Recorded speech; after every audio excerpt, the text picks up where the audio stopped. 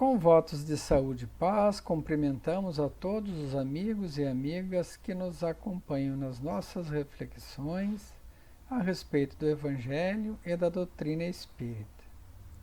Hoje vamos refletir a respeito do tema: a reencarnação fortalece os laços de família, ao passo que a unidade da existência os rompe. Tema contido no capítulo 4. Ninguém poderá ver o reino de Deus se não nascer de novo. Do Evangelho segundo o Espiritismo. Antes, um pequeno trecho do Evangelho. Seus discípulos então o interrogaram desta forma: Por que dizem os escribas ser preciso que antes volte Elias? Jesus lhes respondeu: É verdade que Elias há de vir e restabelecer todas as coisas. Mas eu vos declaro que Elias já veio e eles não o conheceram e o trataram como lhes aprouve. É assim que farão sofrer o Filho do Homem. Então seus discípulos compreenderam que fora de João Batista que ele falava. Mateus 10:17 e Marcos 19:11. Os laços de família não sofrem destruição alguma com a reencarnação, como o pensam certas pessoas. Ao contrário, tornam-se mais fortalecidos e apertados. O princípio oposto, sim, os destrói. No espaço, ou na erraticidade, ou na vida espiritual, os espíritos formam grupos ou famílias entrelaçados pela afeição, pela simpatia e pela semelhança das inclinações. Ditosos por se encontrarem juntos, esses espíritos se buscam uns aos outros. A encarnação apenas momentaneamente os separa, porquanto, ao regressarem à erraticidade ou à vida espiritual, novamente se reúnem como amigos que voltam de uma viagem. Muitas vezes, até uns seguem a outros na encarnação, vindo aqui reunir-se numa mesma família ou num mesmo círculo de convivência, a fim de trabalharem juntos pelo seu mútuo adiantamento. Se uns encarnam e outros não, nem por isso deixam de estar unidos pelo pensamento. Os que se conservam livres velam pelos que se acham no cativeiro. Os mais adiantados se esforçam por fazer que os retardados progridam. Após assim cada existência, todos avançam numa mesma senda de aperfeiçoamento. Cada vez menos presos à matéria, mais viva se lhes é a afeição recíproca, pela razão mesma de que, mais depurada,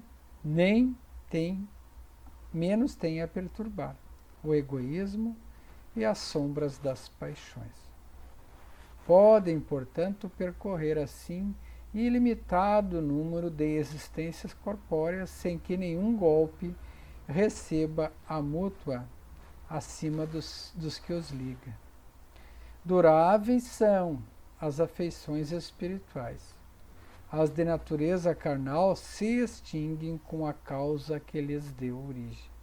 São as afeições mútuas, do desejo do bem um do outro. No que concerne às pessoas que só se unem exclusivamente por motivos de interesse, esses nada realmente são umas para as outras. A morte os separa na terra e nos céus. Aquelas pessoas reunidas apenas por interesses materiais ou projeções sociais.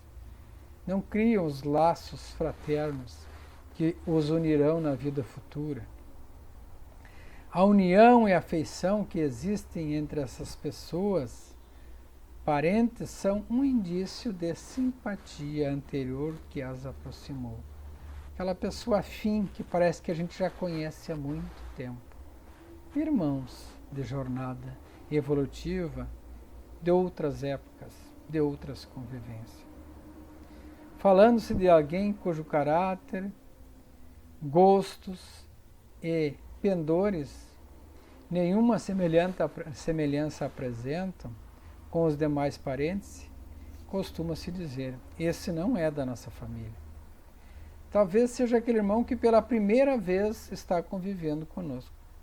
Ainda não desenvolveu as afinidades. Ou veio justamente com o propósito de evoluir e permitir aos outros, digamos, que exercitem a caridade e o bem para com os cuidados com o próximo. Né? Deus permite, então, que nas famílias ocorram essas encarnações de espíritos antipáticos ou estranhos, com o objetivo de servir de provas para uns e para outros meios de progresso. É isso. Né? Assim, os maus se melhoram aos poucos, ao contato com os bons, e por efeito dos cuidados que se lhes dispensam. O caráter deles se abranda com os costumes e as antipatias vão se esvaziando, vão se aproximando, vão se tornando verdadeiros irmãos.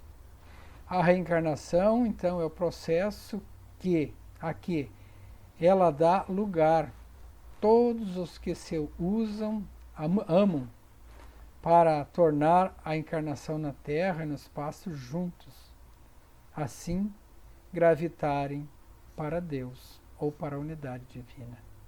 Se alguns fraquejam no caminho, esses retardam o seu adiantamento e a sua felicidade, mas não há para eles perda de toda esperança. Né? Deus sempre vai conceder novas oportunidades. Basta que desejem evoluir. Com a reencarnação, finalmente, há perpétua solidariedade entre os encarnados e os desencarnados. E daí o estreitamento dos laços de afeição e dos laços de família. Em resumo, há 4 alternativas que podemos refletir. A primeira é a doutrina dos materialistas, que não acreditam na vida espiritual, e também a doutrina dos panteístas, que é de que o espírito se dilui numa espécie de mar, ou de oceano de almas. Né? Então, nesses casos, não há como as famílias se manterem unidas, pois os laços se romperiam. Outra situação em que há individualidade, permanece a sobrevivência da alma e poderão se encontrar no futuro, desde que vão para o mesmo local. É a teoria das igrejas. Depois da morte, a alma ou vai para o céu ou para o inferno. E lá poderão se encontrar. E há a quarta, que é a individualidade dos espíritos e as sucessivas reencarnações, em que, por mais que entre uma encarnação e outra, seja aqui encarnados ou no plano espiritual, as almas não se encontrem, ou por mais que uns progridam um pouco mais e os outros fiquem um pouco para trás, chegará o dia em que todos estarão evoluídos em um mesmo estágio e estarão juntos. E conforme dito antes, mesmo aqui nas encarnações, Deus permite que aqueles que estão mais adiantados recebam na família aqueles que estão um pouco mais atrasados, se encontrem e estabeleçam essas convivências e esses laços de família. De tal forma que ao fim de cada existência, ambos terão evoluído. Uns por terem adquirido bons hábitos, terem sido bem orientados, bem acolhidos, com afeto, com carinho, com orientações seguras, e os outros, pela oportunidade do cuidado, do perdão, da resignação, da paciência para com aquele irmão menos evoluído. E assim vamos desenvolvendo a fraternidade universal, né? E crescendo todos como irmãos, filhos de Deus, fortalecendo os nossos laços de afinidade e os nossos laços familiares. Lembrando que os verdadeiros laços que perduram para sempre são os laços de afinidade, os laços espirituais. Tudo que for material fica aqui na Terra, mas o que for de respeito e afinidade mútua e recíproca, isso levamos sim para as vidas futuras. Que Deus abençoe a todos nós, Cristo esteja em nossos corações e possamos todos fortalecer os nossos laços de família, nossos laços de amizade e tirar o bom proveito das nossas convivências, nas nossas reencarnações. Saúde e paz a todos. Que assim seja.